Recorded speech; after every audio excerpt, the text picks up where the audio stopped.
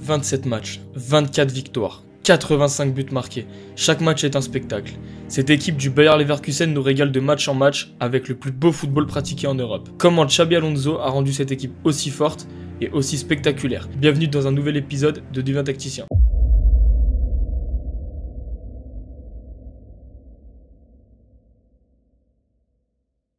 Salut à tous les gars, j'espère que vous allez tous très bien. Aujourd'hui on va parler du Bayer Leverkusen de Xabi Alonso et on va analyser cette équipe. On va voir comment elle marque autant de buts, comment elle fait pour en prendre finalement très peu par rapport au nombre de buts marqués. Et que ce soit en Bundesliga, en Europa League ou en Coupe d'Allemagne. Pour l'instant, c'est un sans faute. Premier de la Bundesliga avec 6 victoires en 6 matchs de leur poule d'Europa League qualifié en 8e de finale. Pour l'instant, toujours en course en Coupe d'Allemagne. On va analyser cette équipe de Leverkusen en 4 grandes parties. Tout d'abord, on va parler de leur système de jeu en 3-4-2-1. On verra que le 3-4-2-1 n'est pas du tout un système figé. Deuxième chose, on va parler de leur jeu avec ballon, leur possession très haute, leur occupation du terrain. Troisièmement, on va parler des 5 couloirs avec notamment l'utilisation des pistons qui ont beaucoup fait parler de cette année avec Grimaldo et Frimpong.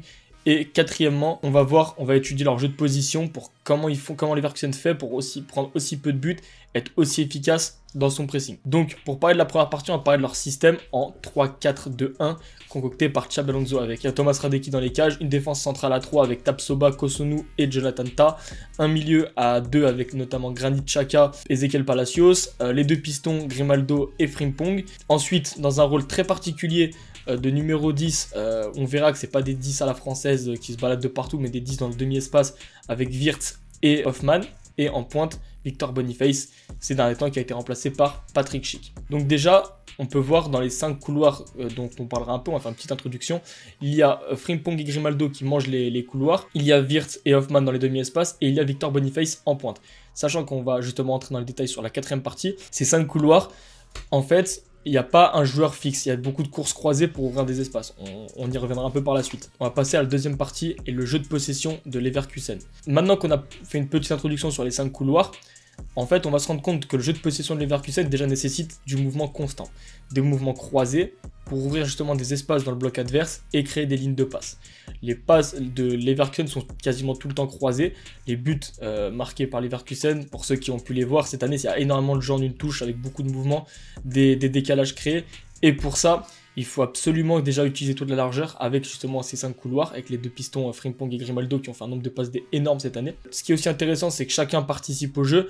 En termes de statistiques, c'est monstrueux. C'est-à-dire que Boniface a mis 10 buts, mais Grimaldo en a mis 7. Wirtz en a mis 5, Hoffman 4 ou 5.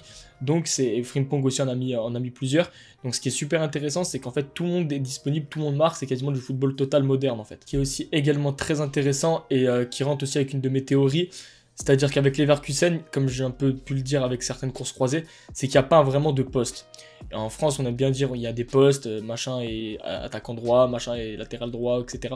En fait, chaque joueur se déplace en fonction de ce que demande le jeu.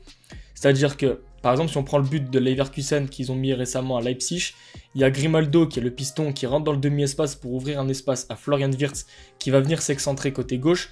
Et en fait, ça va créer du mouvement, ça va créer une supériorité numérique à gauche avec le déplacement d'Hoffman et ça va créer justement du mouvement et des espaces. C'est plus une fonction qu'un poste qu'occupent les joueurs de Leverkusen. C'est comme ça qu'ils arrivent à tout le temps permuter, à pas avoir de poste fixe et justement être encore plus imprévisibles lors de leur phase offensive. On va passer à l'approfondissement des 5 couloirs. Sur les 5 couloirs, ce qui est très intéressant, et justement on en parlait notamment avec Kevin De Bruyne à Manchester City, mais c'est parce que c'est le joueur qui l'utilise peut-être le mieux au monde, mais il y a l'utilisation de ces fameux demi-espaces. Les fameux demi-espaces, pour ceux qui ne savent pas trop l'intérêt, ça permet de trouver des lignes de passe en décalage sur le côté et aussi des lignes de passe dans l'axe. Si vous êtes dans l'axe, vous aurez très peu de lignes d'angle de passe pour arriver à trouver votre attaquant par exemple. Donc il va falloir trouver une passe sur le côté et donc là vous n'allez pas être très dangereux. Leverkusen utilise très bien ces couloirs et avec justement des enchaînements de passes avec Frimpong, Hoffman côté droit, Wirtz, Grimaldo côté gauche qui peuvent permuter, ça libère justement des espaces pour quand Wirtz décroche, Xhaka peut très bien se projeter. Quand Boniface décroche, ça peut très bien être Frimpong et Grimaldo qui se projettent. Donc ça permet, il y a une utilisation de la largeur constante. Et on va aussi voir dans la 4e partie qu'en fait cette utilisation de la largeur, elle va aussi permettre à Leverkusen de s'installer dans le camp adverse, d'avoir une possession extrêmement efficace, mais en plus d'avoir une possession qui permet la contre-attaque. Et là c'est la quatrième partie, c'est le jeu de position pratiqué par le Bayer Leverkusen. Leverkusen, quand ils attaquent, en fait c'est aussi une façon de défendre, puisque souvent ils gardent leurs 3 défenseurs centraux plus bas, typiquement contre Leipzig où ils avaient 2 attaquants de pointe, ils étaient en supériorité numérique derrière. Il y avait aussi Xhaka et Palacios qui coulissent sur un côté, selon le côté où fonctionne l'attaque. Quand on prend encore l'exemple du premier but contre Leipzig sur l'action magnifique, on voit que Palacios et Xhaka sont déjà en train de coulisser et qui en fait ils cassent la ligne de passe dans l'axe, et ça permet à Leverkusen de ne pas être en danger lorsqu'ils attaquent. C'est-à-dire que les 2 pistons, les 2 numéros 10 plus le numéro 9 peuvent très bien attaquer à 5 sans aucun problème, sans être en danger à la perte de balle, puisque les lignes de passe dans l'axe sont toutes fermées par Xhaka et Palacios, et la profondeur est couverte par les 3 défenseurs centraux qui en plus sont plutôt rapides, entre Tapsoba et Kosunu, et bien évidemment Jonathan Tah. Donc ça c'est ça qui permet aussi à Leverkusen de ne pas être en danger. De même, lorsqu'ils attaquent, ils font en sorte que l'équipe adverse soit tout le temps très proche de ses buts, et quand l'équipe adverse récupère le ballon, ils sont pris dans une toile d'araignée de Leverkusen qui fait en sorte qu'ils ne peuvent même pas ressortir. En fait, le ballon est récupéré très vite, et d'ailleurs Leverkusen cette année est une des équipes en Europe qui a le plus de possession, avec 61% de possession cette année en moyenne, et ça va permettre vraiment à Leverkusen de défendre en attaquant. Et ça c'est juste, c'est une notion incroyable du jeu de position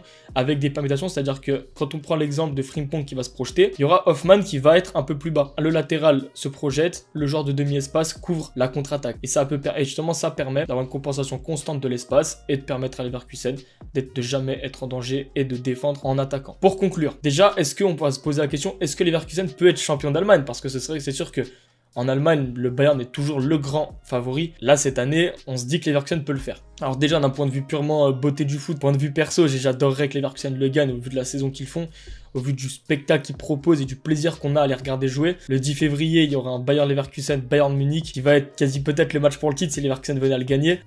Ou si le Bayern venait à le gagner, ça peut justement, ça peut faire casser le rythme de Leverkusen et donc là, inverser la tendance. D'autre part, Leverkusen est aussi engagé, comme on l'a dit dans l'intro, en Europa League. Et là, en Europa League, il y a quelque chose à faire. Alors, il y a évidemment Liverpool qui fait partie des grandissimes favoris. Il y en a d'autres, mais Leverkusen fait pour moi partie des 3 grands favoris de l'Europa League. Et on peut s'approcher, en plus, qui sont toujours en Coupe d'Allemagne, c'est-à-dire qu'on peut s'approcher d'une saison peut-être où Leverkusen peut potentiellement faire un triplé, ce qui serait carrément historique. Et en fin de saison, on se poserait même pas la question de qui mérite le titre de meilleur entraîneur du monde de l'année. Donc déjà, ça sera la conclusion. Comment faire pour que Leverkusen puisse continuer à progresser en vue de la saison prochaine, hormis un peu de talent à la finition, parce que bon, Boniface a fait un énorme début de saison, mais lorsque Boniface était blessé, Schick a marqué que ses buts, mais de temps en temps c'est un peu moyen. Là, ils ont recruté Borja Iglesias du Betis, c'est pas extraordinaire non plus. Et Hoffman, de temps en temps aussi quelques problèmes à la finition. Wirtz n'a encore pas tout à fait assez tueur.